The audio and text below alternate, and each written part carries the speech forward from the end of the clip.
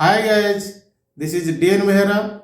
Today we will discuss what is power factor and how it affects the electric bill. Power factor क्या है और power factor कैसे electric bill को affect करता है।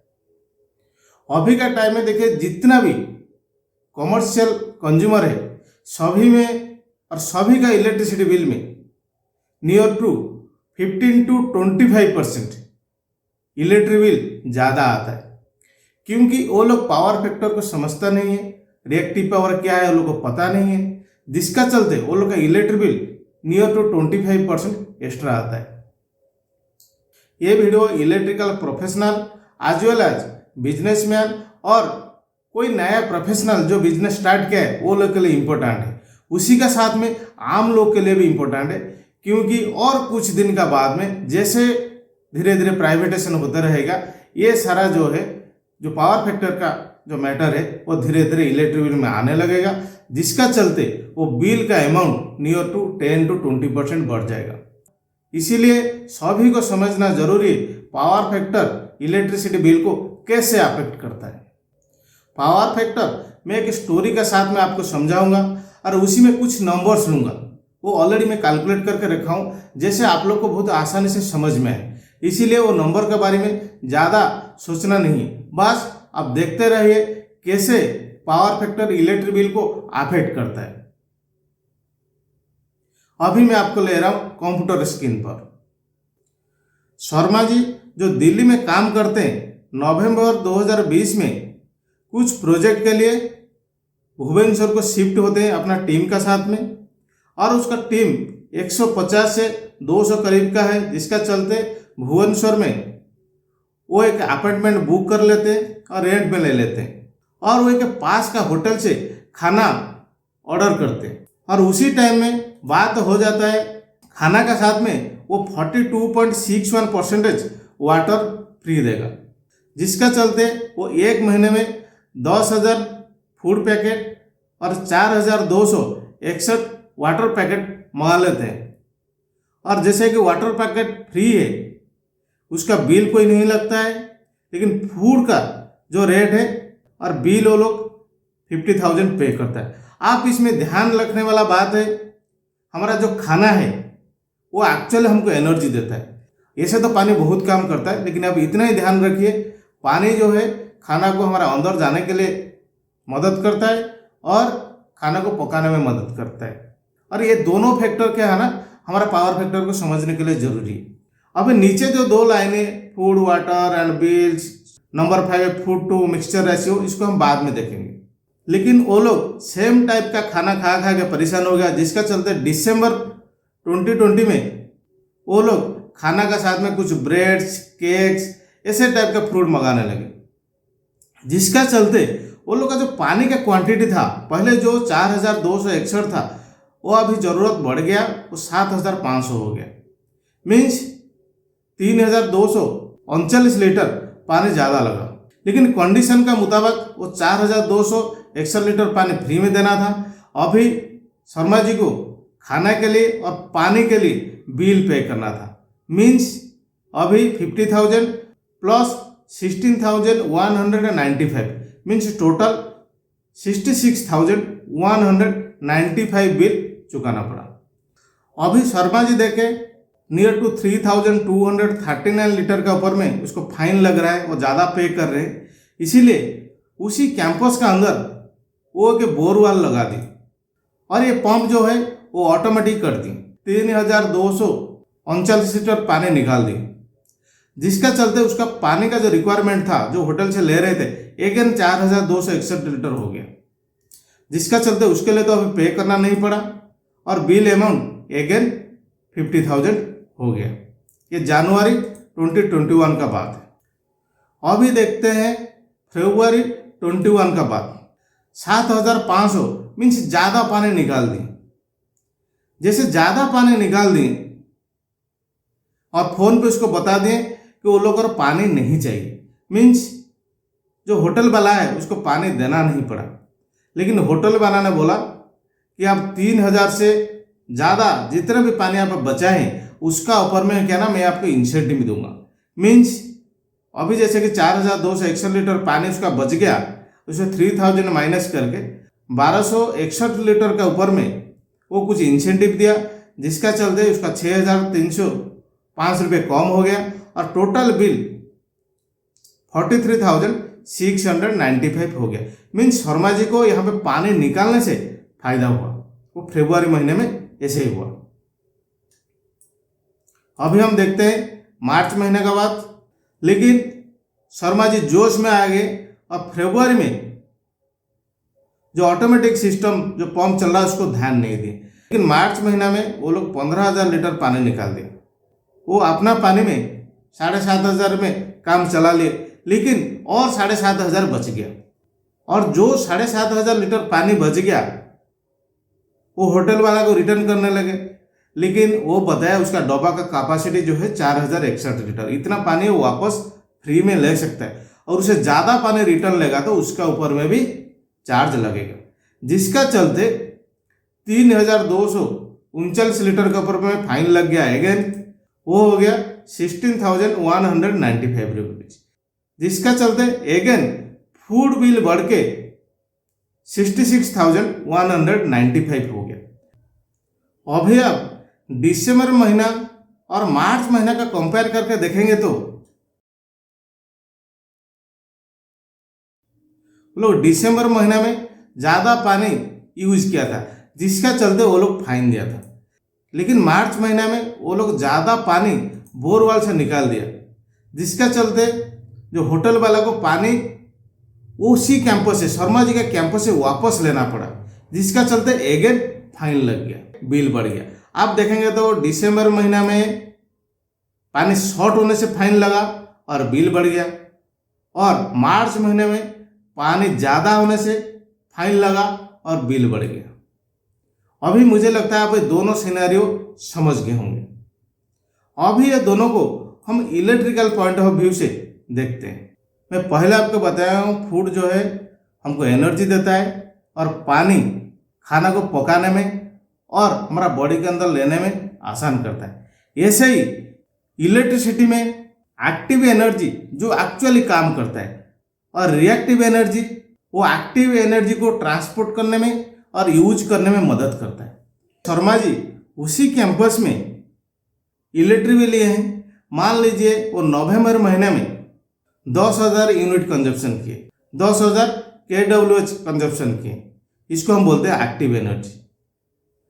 और 4,261 kVAR कंजप्शन किए, इसको बोलते हैं रिएक्टिव एनर्जी। इसको हम क्यों बोलते हैं और ये कैसे, हम आगे इसको डिस्कशन करेंगे। ये क्या है ना, फ्री अमाउंट था, जिसका चलते जो टाटा पावर या जो भी सप्लायर है कोई फाइन नहीं लगाता था, ओनली जो यूनिट के ऊपर में चार्ज 50,000 लेता था। लेकिन दिसंबर महीना में शर्मा जी और उसी कैंपस में इतना यूनिट तक कंजप्शन किए, लेकिन डिफरेंट टाइप का, जैसे खाना मंगाए वो डिफरेंट टाइप का इक्विपमेंट यूज करना शुरू कर दिया, जैसे electric Motors, fans, washing machine, fridge, AC, ये सारा यूज करने लगे। जिसका चलते जैसे खाना का टाइम में पानी रिक्वायरमेंट बढ़ गया था, ऐसे ही इलेक्ट्रिसिटी में रिएक्टिव पावर का यूज करना बढ़ गया।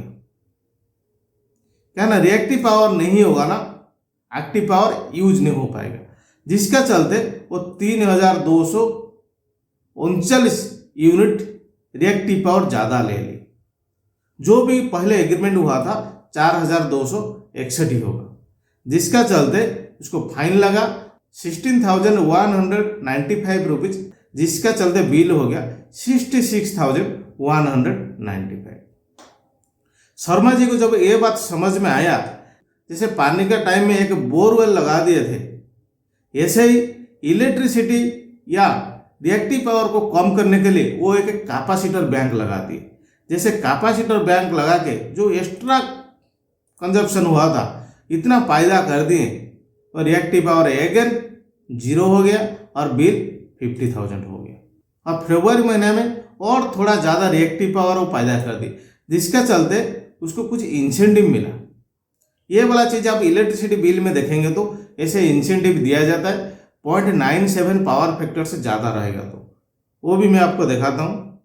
ये वाला देखिए 29/9/2020 का ऑर्डर है। इसमें देखिए इफेक्टिव फ्रॉम 1 अक्टूबर 2020 हुए, इसको मैं लेके जा रहा हूँ। इसमें देखिए XX मीन्स 20 नंबर पॉइंट में दिया है, power factor incentive shall be applicable to the consumers who pay power factor penalty in the following rates. The rate of power factor incentive shall be 0.5% for every 1% rise above the power factor of 97% up to and including 100% on the monthly demand charges and energy charges। Means 97% से better power factor रहेगा तो कुछ incentive मिलेगा, जिसका चलते शर्मा जी को यहाँ पे कुछ इंसेंटिव मिला फरवरी महीने में। लेकिन मार्च महीने में वो क्या ना ज़्यादा KVRH रिएक्टिव पावर पैदा करती, जिसका चलते जो रिएक्टिव पावर वो तो कंज्यूम नहीं कर पाए और ग्रिड में चला गया, और इतना ज़्यादा चला गया जैसे वो फूड पैकेट वाला आता था उसको लेना पड़ा कैरी करके, ऐसे ही जो केबल में पावर आता था या जो कंडक्टर में पावर आता था उसमें रिएक्टिव पावर गया, जिसका चलते वो ओवरलोड हो गया। इसीलिए जो सप्लायर है उसके ऊपर फाइन लगाए पर यूनिट 5 रुपये करके, और वो अमाउंट हो गया 16,195 रुपीज़। अगेन वो बिल बढ़ के 66,195 हो गया। अभी आप समझ गए होंगे कैसे रिएक्टिव पावर बढ़ने से या घटने से इलेक्ट्रिक बिल बढ़ जाता है। अभी मैं समझाता हूँ। मुझे लगता है अभी तक आप समझ गए होंगे एक्टिव एंड रिएक्टिव पावर क्या है। एक्टिव पावर वही होता है हम जिसको यूज करने से हमारा काम होता है, और रिएक्टिव पावर वही है जिसको एक्टिव पावर के यूज करने में मदद करता है या ट्रांसमिट करने में मदद करता है। अभी हम समझेंगे पावर फैक्टर क्या है। अगेन मैं नवंबर का केस ले रहा हूं। देखिए आप तो पाइथागोरस थ्योरम पढ़े होंगे। जैसे हम सैंड और वाटर को मिलाएंगे, दोनों अरिथमेटिकली ऐड नहीं होता है, कुछ पानी सैंड का अंदर चला जाता है, जिसका चलते टोटल क्वांटिटी कुछ कम हो जाता है। जैसे खाना में हम पानी को मिलाते हैं, ऐसे भी कहना जैसे दोनों मिलेगा उसका क्वांटिटी अरिथमेटिकली सम नहीं होता। जैसे दोनों को मिलाने से हो रहा है 14,261, एक्चुअल होता नहीं, होता 10,870। दोनों वेक्टरिकली ऐड होता है। आप पाइथागोरस थ्योरम पढ़े होंगे, मीन्स A² + B² = C²। और ए वाला को हम फूल लेंगे तो ए को हम फूल लेंगे और बी को वाटर लेंगे तो सी होगा उसका मिक्सचर। ओके, ऐसे ही इलेक्ट्रिसिटी में भी ऐसे ही होता है। जो हमारा एक्टिव पावर रिएक्टिव पावर मिलने से होता है अपरेंट पावर। अभी जैसे मैं बताया आपको, जैसे ये वाला एक्टिव पावर रिएक्टिव पावर मिलने से होता है अपरेंट पावर। ये दोनों इसी फॉर्मूला से मिलता है। मतलब 10,000 + 4,261 kVAH वो kVAH में कन्वर्ट हो जाएगा, दैट इज 10,870। और फूड क्वांटिटी से फूड एंड वाटर मिक्सचर का क्वांटिटी का रेशियो को हम बोलते हैं पावर फैक्टर। मीन्स इलेक्ट्रिसिटी में आप बोल सकते हैं kWh यूनिट से kVH यूनिट जो रेशियो होगा उसको हम पावर फैक्टर बोलेंगे, जो कि यहाँ का रेशियो है 0.92। इसको मैं कैलकुलेट करके इसीलिए नंबर लिया था कि आपको समझ में आए। और सेकंड केस में देखिए क्या है, उसका रेशियो 0.8 हो गया, मीन्स पावर फैक्टर आपका लो हो गया। जैसे पावर फैक्टर लो हो गया उसी टाइम में फाइन लगा। मीन्स जो इलेक्ट्रिसिटी कंपनी डिक्लेयर किया था 0.97 पावर फैक्टर होगा तो पेनल्टी नहीं लगाएगा। वो भी मैं आपको दिखाता हूँ। इसमें देखिए जो देखा था power factor 0.5% for every 1% fall from the 92% up to including 70% plus. Means 92% से पावर फैक्टर कम होगा तो पेनल्टी लगेगा। लेकिन ये कैलकुलेशन में मैं जो दिखाया हूँ, देखिए ये 92% है, जिसका चलते यहाँ पे पेनल्टी नहीं लगाए, वो फ्री था। ओनली kWh यूनिट के ऊपर में चार्ज लगा है। लेकिन यहाँ पे पावर फैक्टर 0.8 हो गया, जिसके चलते 16,195 रुपीज पेनल्टी लग के बिल पड़ गया। लेकिन देखिए जनवरी में जैसे कैपेसिटर बैंक लगा दिया गया, जिसके चलते पावर फैक्टर इम्प्रूव हो गया। मीन्स कंजप्शन से देखिए जो बड़ा ट्रायंगल जितना है इतना ही कंजप्शन हो रहा है, लेकिन अपना कैपेसिटर यूज करने से इतना माइनस हो गया। मीन्स रिएक्टिव पावर माइनस हो गया, ये ट्रायंगल को अगेन छोटा कर दिया, जिसका चलते पावर फैक्टर इंप्रूव हो गया, 0.95 हो गया। अब फरवरी महीने में जैसे और ज़्यादा फायदा किए, कुछ इंसेंटिव मिला। ये इंसेंटिव का केस ऑलरेडी मैं आपको दिखा चुका हूँ। जैसे कि देखिए XX पॉइंट में दिया है, जैसे कि इंसेंटिव मिलने का बात है। और मार्च महीने में जैसे वो ज़्यादा पैदा कर दिए, अगेन पावर फैक्टर लो हो गया, क्योंकि ये दोनों अरिथमेटिक सम न हो के वेक्टरिकल सम होता है। मीन्स ये ट्रायंगल उल्टा हो गया।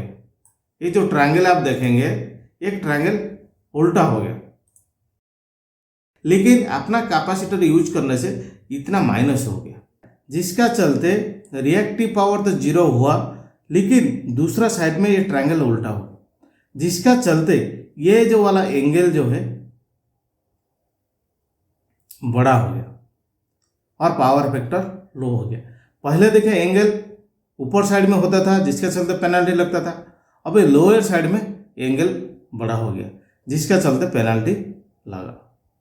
अभी मुझे लगता है अभी आप पावर फैक्टर समझ गए होंगे, पावर फैक्टर क्या है और पावर फैक्टर कैसे काम करता है। और मेनली पावर फैक्टर आप देखेंगे तो जो किलोवाट आवर है, उसी से kVAH का जो रेशियो है, उसी को हम पावर फैक्टर बोलते हैं।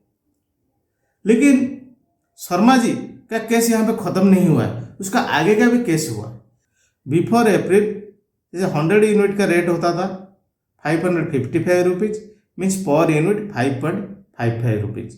इसको जैसे आप देखेंगे 10,000 यूनिट का कंजप्शन चार्ज होता था 55,000, और रिएक्टिव पावर में तो कोई चार्ज लगता नहीं था, इसलिए बिल होता था टोटल 55,500 होता था। इसलिए नॉर्मल पीपल जब सोचेंगे कि अप्रैल में और एक नया ऑर्डर आया, अभी वो ऑर्डर मैं दिखा रहा हूँ। देखिए 4 अप्रैल को एक नया ऑर्डर आया, उसमें बढ़ा दिया जो यूनिट चार्जेस जो था उसको क्या कर दिया 585 rupees, means per unit 5.85 rupees. यहाँ पे एक हिडन पॉइंट है, इसको नॉर्मली कोई ध्यान नहीं देता है, मैं आगे इसको बताता हूँ। इसीलिए नॉर्मल पीपल कैलकुलेशन करेंगे, ये वाला यूनिट बढ़ गया, पहले जो 55,000 था अभी हो जाएगा 58,500, मीन्स 3,000 बढ़ा। आपका जो बिल बढ़ा 5.41% बिल बढ़ गया, लेकिन एक्चुअली वो इसी का ऊपर में बिल बढ़ा नहीं। ये जो 10,000 का ऊपर में बिल बढ़ा नहीं, बढ़ाया है 10,870 के ऊपर में। मैं आपको अगेन आपको दिखाता हूँ। इसमें देखिए पहले ए वाला देखिए क्या लिखा है, पैसे पर kVH, लेकिन अर्लियर वाला में देखिए पैसे पर यूनिट लिखा था, मतलब kWh था वो, लेकिन सेकंड केस में इसको क्या कर दिया kVH कर दिया, जिसका चलते आपका बिल का एक्चुअल अमाउंट जो आया 58,757 रुपीज़। मीन्स ये वाला जो वापस 3,000 नहीं बढ़ के और 200 रुपये ज़्यादा बढ़ गया। ये तो मैं आपको बताया 10,000 यूनिट का ऊपर में, जिसका ज़्यादा यूनिट ही सोचिए कितना बड़ा हुआ। और उसी का साथ में और एक काम हुआ है, जैसे कि है ना पावर फैक्टर जिसका लो होता था, पहले देखिए क्या है ना, जैसे कि जिसका पावर फैक्टर 0.9 होता था उसका पर 2% फाइन लगता था। ऑलरेडी मैं आपको दिखा चुका हूँ पॉइंट IX में। देखिए ये जो पेनल्टी है 0.5% फॉर 1% फॉर, इसीलिए जैसे कि यहाँ पे 92 से 0.9 हो गया, मीन्स 1% यहाँ पे पेनल्टी लगता था। यहाँ पे देखिए जो पेनल्टी 2% हुआ, 1110 रुपीज़ फाइन लग के टोटल बिल हो जाएगा। लेकिन इन एक्चुअली अभी बिल हो रहा है kVH के ऊपर में, मीन्स 11,111 के ऊपर में, जिसका चलते बिल का अमाउंट हो गया 65,000। ओके, एक्चुअल बिल अमाउंट बढ़ गया कितना 9,500 रुपीज़। मीन्स पेनल्टी पहले लगता था नियर टू 1,000 रुपीज़, अभी पेनल्टी लगा नियर टू 10,000 रुपीज़। आप देखिए percentage of rise of penalty कितना है। अर्लियर जब आप पे कर रहे थे 56,610 रुपीज़, अभी आपको पे करना पड़ रहा है 65,000।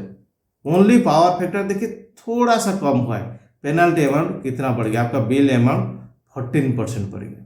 और अगेन सोचिए जिसका और भी पावर फैक्टर खराब है, ये इस केस में मैक्सिमम इसी में आते हैं। ठीक है, 10,000 का ऊपर में पेनल्टी लगता था 6,955 रुपीज, लेकिन अभी ये 10,000 का ऊपर में जैसे 0.8 लेके आप पावर फैक्टर को कैलकुलेट करेंगे, ये हो जाएगा 12,500 यूनिट, और उसी के ऊपर में इलेक्ट्रिक बिल चार्जेस आएगा 73,125। मीन्स आपका बिल जो है एक्चुअली बढ़ गया 19,625। अर्लियर जो बिल था आपको, ये दोनों का सम था, मीन्स 60,455, लेकिन अभी जो बिल है 73,125 के बीच। मीन्स आपका ऊपर में जो एक्स्ट्रा पेनल्टी लगा 21%। आप सोचिए कितना आसानी से इतना बड़ा बड़ा पेनल्टी वो लगा दे। आपको लगेगा क्या ना, आपको पता नहीं है कि ऐसे कुछ तो है नहीं, लेकिन छोटा सा चेंज करके 21% बिल राइज कर दिया। और पावर फैक्टर 7 रहेगा तो यहाँ पे अगेन आप कैलकुलेट करके देखेंगे कि 26% बिल ज़्यादा आएगा।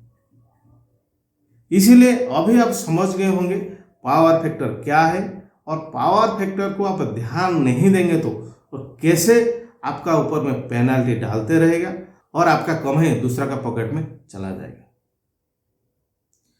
लेकिन पावर फैक्टर कैसे काम करता है और उसका क्या सिग्निफिकेंस है from the electrical sets, electrical point of view, उसका ऊपर में मैं और एक वीडियो बनाऊंगा और डिटेल्स में इसको डिस्कशन करूंगा। ये जो वीडियो मैं बनाया था, क्या मैं सोच रहा था कि सभी को ये बात समझ में आए। आशा करता हूं आप ये वीडियो समझ गए होंगे, और इसी टाइप का वीडियो देखने के लिए चैनल को सब्सक्राइब कीजिए। Thank you. मैं फिर मिलता हूं और एक वीडियो के साथ।